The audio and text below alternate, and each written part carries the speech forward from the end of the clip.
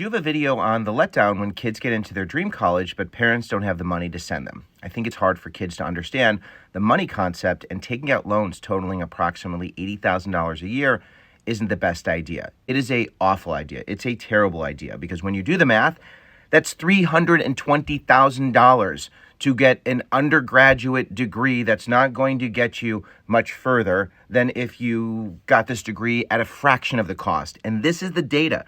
These are the facts.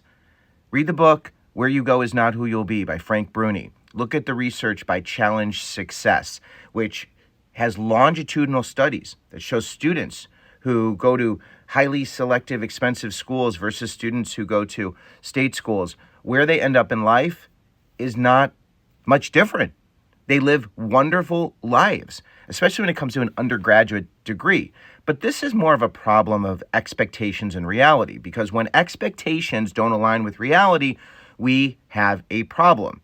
And when I talk to students about college search and talk to parents and coach them, I make it really clear. You need to make sure that you can go to a school that's also a financial fit. And this starts with understanding what the budget is and having a conversation with the student and saying, here's what we can handle for college. You can apply to some of these other schools, but we're not paying that money and we're not going to be able to take out those loans because it's not a good investment. If you get scholarships, if you can get some grants, if you want to work, here's the budget. And then you make sure you have 5 dream schools that are accessible, and a couple of those are also great financial fits. There are so many schools where students could do things they love to do and live amazing lives. I was talking to a student who's going through this process, got into an Ivy League school. He also got into a state school that was giving him a ton of money. And he did the math and he's like, I'm going to the state school for my undergrad program. He was in an honors program. He was amazing.